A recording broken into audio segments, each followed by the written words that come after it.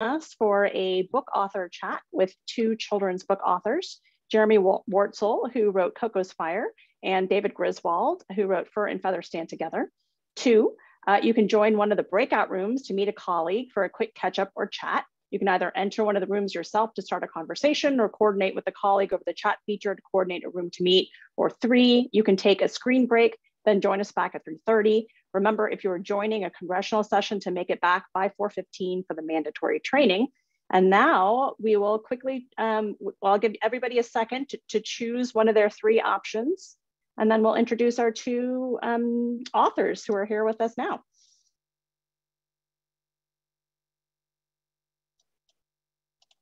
And Jeremy and David, I understand you're both here. I'm here for sure. Okay. Nice to be here. Hey.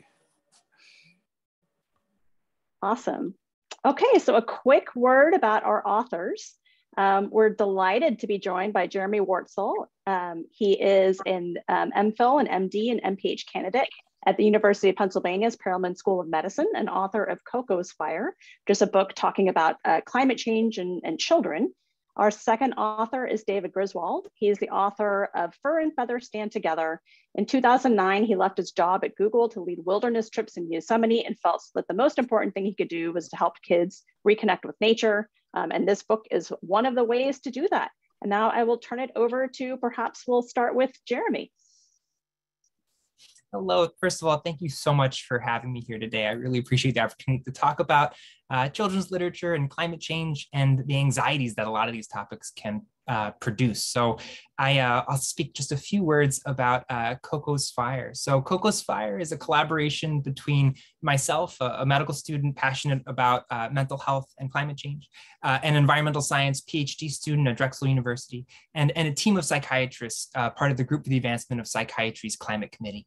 And over the last year, we've been trying to think about how to communicate what we call the climate talk to young people.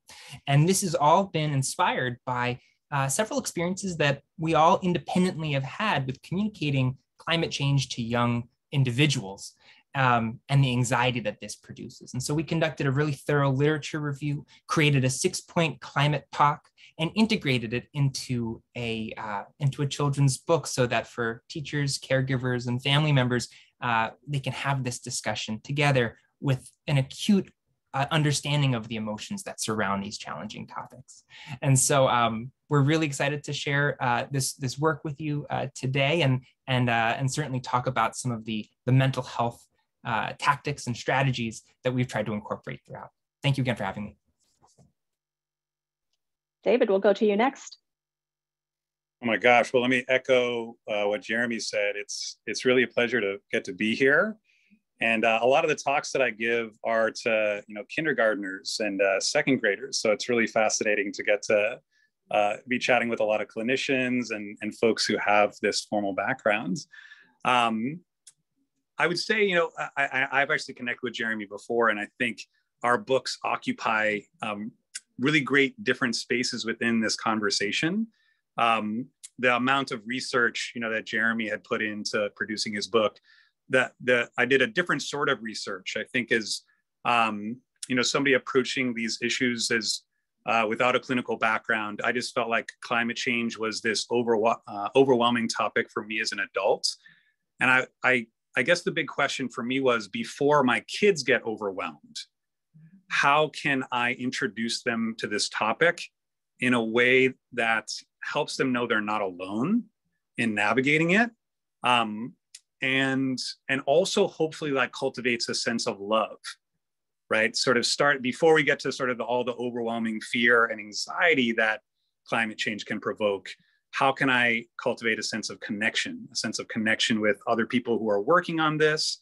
And really too, a sense of connection with nature. Like, what are we trying to, or the surrounding environment, the more than human worlds? And how can that be the fuel to bring us through these challenging emotions, these anxieties that come up? So that was, I think, my overall approach to this was really trying to build,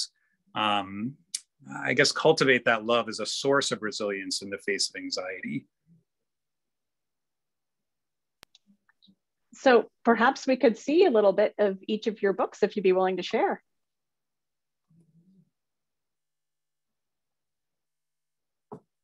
Jeremy, do you have yours offhand? It might just take me a second to bring up a file, but I could absolutely share. I don't know if yours is more easily accessible. It might take me a second to bring it. As folks may be able to see, I got booted out of my office. I'm actually working today, and so I'll see if I can pull it up on my phone. Well, while y'all do that, perhaps we could just hear a little bit more about it. I really like this concept of developmentally appropriate. I was chatting with a colleague of mine who was saying at her daughter's school, one of the teachers told her as they were talking about climate change that the world was going to end anyway. And this is a second grader, right?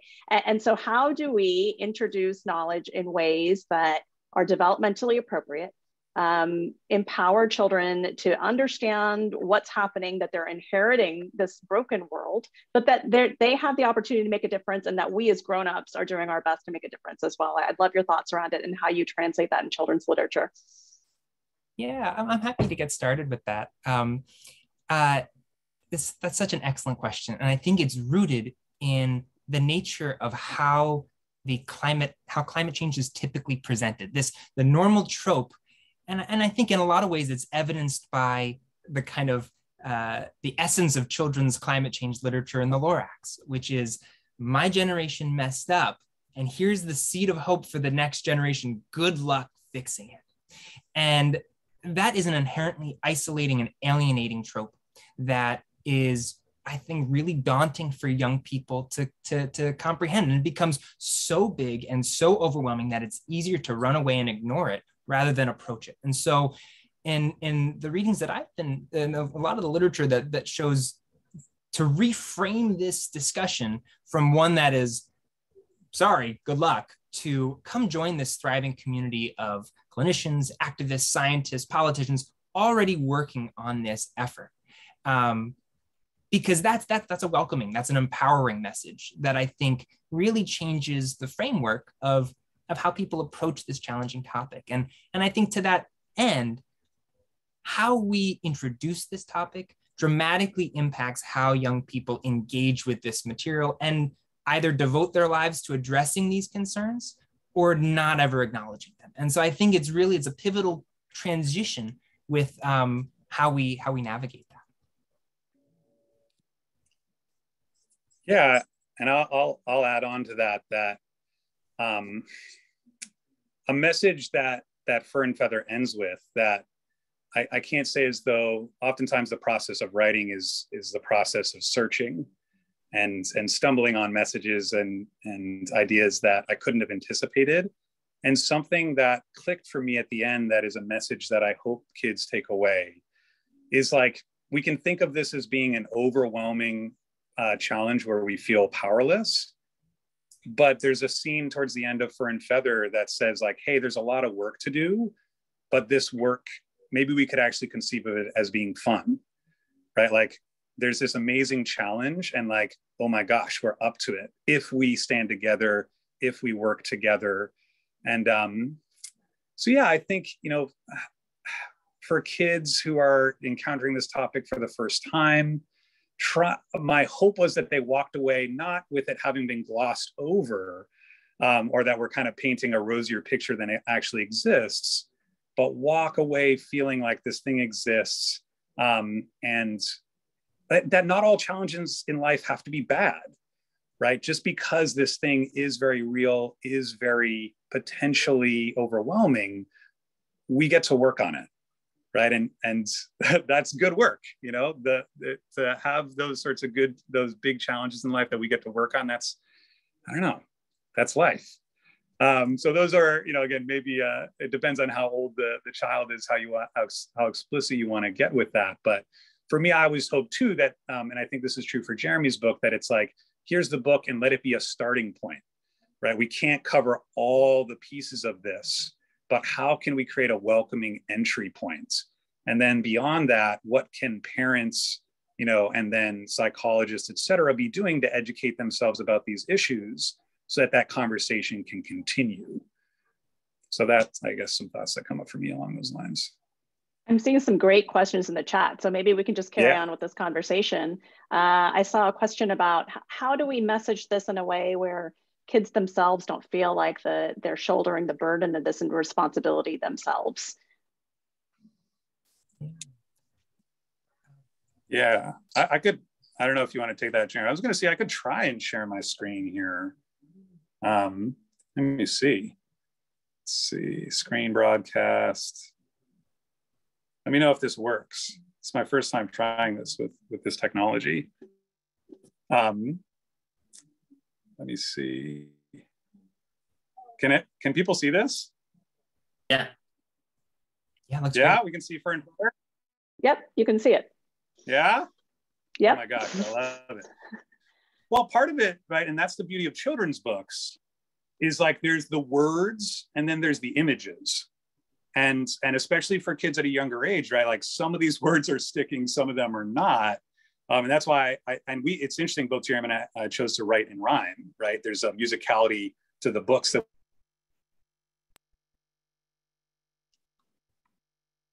David, I think we lost we you. have. And for me, part of the answer to the arts, and my illustrator and I were, oh, sorry, can you still hear? Yeah, we can. You're back. Okay, so right, the book starts off with these images that are these harder images, these images of climate change and its negative impacts.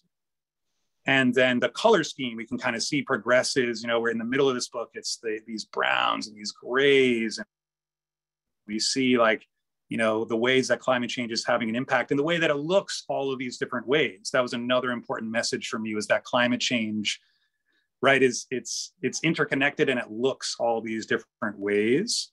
It also is related to people's greed, right? So as we see on the right, that's a really core message that gets its colors shift. And for me, like, how do we convey that it's not on them to shoulder it alone? Well, the chain grows. And this, to me, like, this is an image that I have hanging in my kid's bedroom. Like, this is what I hope kids walk away with. And not that they're just holding hands and together with other people, but that if we can actually shift our mindset, and I think kids are actually uniquely ready for this idea that we're interconnected with the greater ecosystem. And we're doing this not just on behalf of humans, but on behalf of something more than human. And so like this image is an image I hope that kids walk away with, that interconnectedness between human and more than human. And then it kind of culminates in all the people together. So that's one thought, is like, it's sometimes what we say, but I guess maybe to build on that, it's what the books convey through their images. And it's also what we as adults convey through our actions, right? And so that would be, that's one take on that question, which is a great question. Thank you so much, David. Yeah, Jeremy, how about you? Screen here, if I can. Yeah. I couldn't agree more. I think David brings up a great point, which is that showing that there is an active community already working to address these issues is really paramount to making sure that feelings of isolation and alienation aren't felt too heavily on the young person. And I'm actually happy to share my screen too. I finally got it up here, where what we tried to do is, so this is Cocos Fire, and it kind of walks through how our main protagonist here, Coco, learns about climate change through a letter from her aunt, how she starts to actually process those emotions and feels uncertain and confused. And it actually manifests, and this is something we did very intentionally, it manifests in a concrete representation of her fear, of her anxiety, as this little fire creature. And it grows and it becomes more uncertain. We integrate grounding techniques throughout. But this anxiety that is, again, concretely portrayed to match the developmental concrete stages of development that we are, of the population that we're trying to target, is really hoping to help individuals identify and name their anxiety and then start to address it. And so here, through her dad, Coco then learns about climate change through scientists who are actively addressing these issues. And then she starts to become more active in learning about how the people can get engaged with this information. And throughout, we see that now the fire is a little bit yellower. It's transitioning from this kind of scarier red to a more helpful and empowering blue. And again, putting a name and putting a face to what young people are feeling in much the same way as resources like Inside Out, the Pixar movie does, allows young people to identify their concerns and use that to help them get involved, to write letters to their government, and hopefully make a change even with their global community, which we see in this setting right here, to recognize that you're not alone. And I think a lot of these issues really try to help young people recognize that their future is not only hopeful, but exciting. And this issue is something that they can really make as a cornerstone of what their goals are. And ultimately that this little anxiety, this fire creature that we have, is not something to be afraid of, but something that can actually help empower their change. And so that's how we really structured our book. And I'll return my screen to you. But I think into your larger question of how to make young people not feel alone, it's really showing that there's an active community already working to address these issues. I really love this message. How you both framed it is that this is yes, it is a big and overwhelming problem, but it's a challenge that we can surmount if we do it together, and using the imageries and the stories to really talk about that. There was another good question in the chat.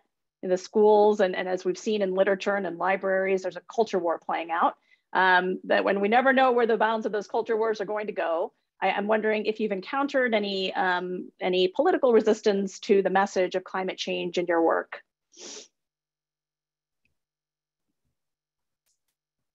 Jeremy, any thoughts? Or no, I mean, yeah.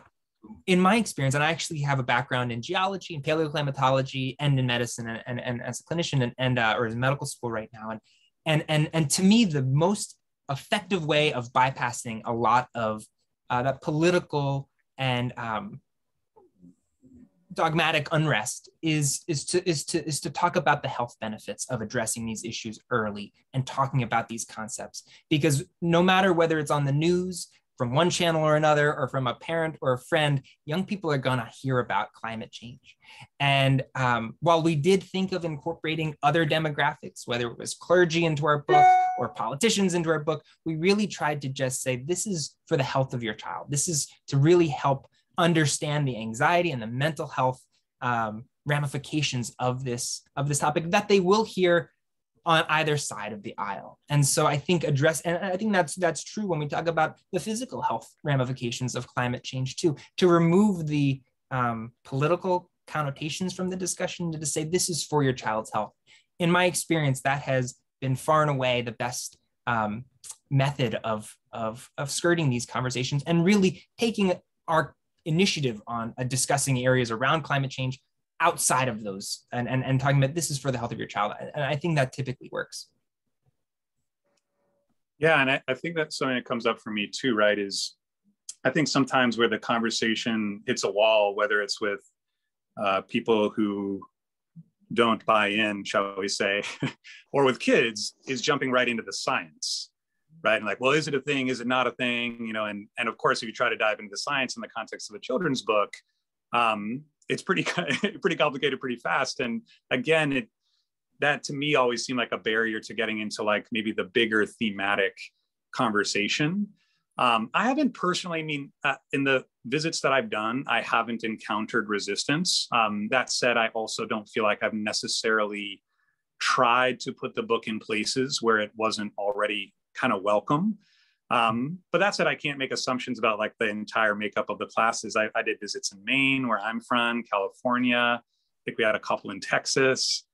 And I guess my thought with it was always that I never felt, I hope that the book would be accessible and gentle enough that even somebody who is vehemently opposed to the reality of climate change, that it would still be, a book that could be appreciated just because, gosh, there's so many great animals in it.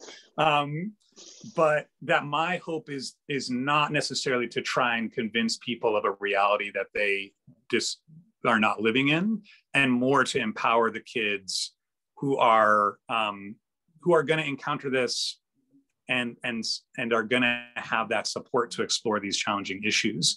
And hey, if I could get to those kids early enough, because right with the classroom visits, my hope was also to kind of plant the seeds. And, you know, if they encounter it in class and then bring it home, you know, maybe there's that reverse education that can happen, right? Is this a way that actually the children's books could be a way to gently get that knowledge out there or start that conversation? Because I think as we see, right, who's leading a lot of these movements, it's young people. And so again, I haven't gotten to the place where I've been able to track or really see if that's happened, but that is a hope that I guess I have had for the book, that it could be kind of this insurgency into the part of the world where climate change is not readily accepted. Well, I think that transitions nicely to what I think will be our last question, which was, how do we get the grown-ups to understand this interconnectedness better? So there's that one possibility, sort of the reverse flow, when we read with our kids or when our kids come back with information. I'm wondering if you have any thoughts about that in terms of your work. And tacked on to that, you know, as we think about developmentally appropriate, do you have recommendations for other books as kids get older to continue building and growing their knowledge, their mental health on how to tackle this, and their excitement to treat this as a challenge rather than sort of an oppressive burden? Yeah, well, I'm happy to start off. I think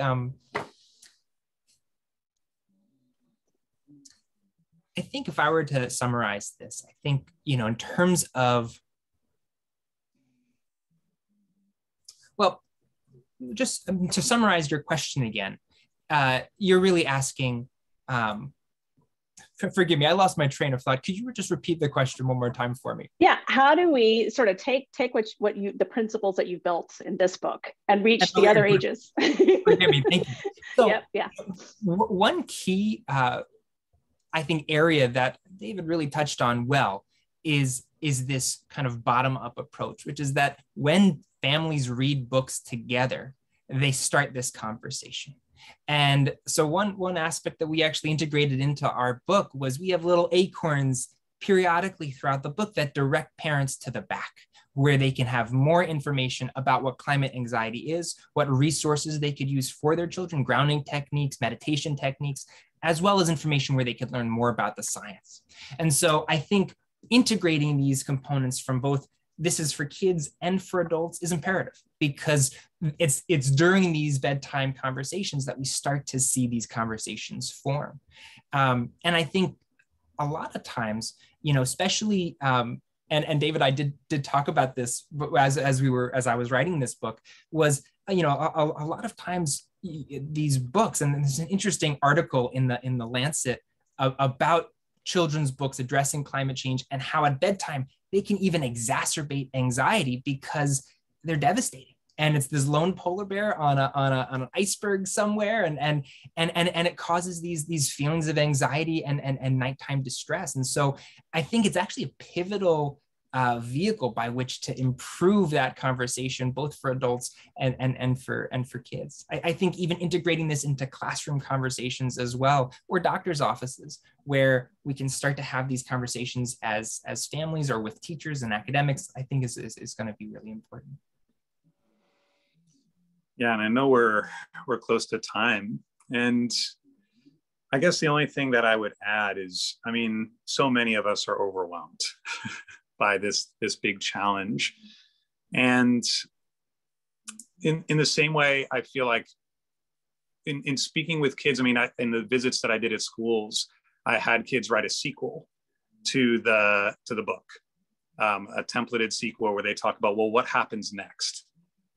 And again, I think just collaboration, right? Like, how do we get more adults involved? How do we get them thinking about these things? I do think there is a real magic to kids bringing this to parents or bringing this to classes. And then it's a collaborative effort. It's not a top down, well, this is how we solve it, because nobody knows that, right? And And there really is kind of no solution. There's a network of solving that needs to sort of organically arise among kids and adults. And so I think, you know, to the degree that these books can inspire a feeling of familial collaboration in small ways, and then further networking, right? Like, we're not a family, we're not an adult, I'm not a kid operating in isolation. But I mean, you asked the question about resources. There's so much that it's basically overwhelming, right? And I think on both of our books point to further resources, and it almost feels like there's not a wrong way to go. You just need to go, and like pick one. I mean, I'm sure there are some that are maybe less great than others, but I mean, the Alliance for Climate Education, which I think is now like Action for Climate Emergency, that's more like a middle school and high school resource that is much more video based. They have some amazing things. And I think too, right, when we talk about developing community and empowering folks, like adults, a big role that I think they can play is getting kids connected with those networks like Sunrise and others that, again, are finding pretty creative and powerful ways to take action that can be supplemented with these more local things that, again, both that sort of address climate change, but I guess the note that I would want to leave on is like also put love at the center of that engine, you know, and a love for each other, a love for Occupy. And if we just keep, I feel like we'll be in an okay place, no matter what. David, what a beautiful sentiment to end on. Thank you both so much for your work and for your time. The two books again are Jeremy Wertzel's Cocos Fire and David Griswold's Fur and Feather Stand Together. Thank you. Thank you so much for having us, David. So lovely to see you again. Oh, just hang out soon. Okay.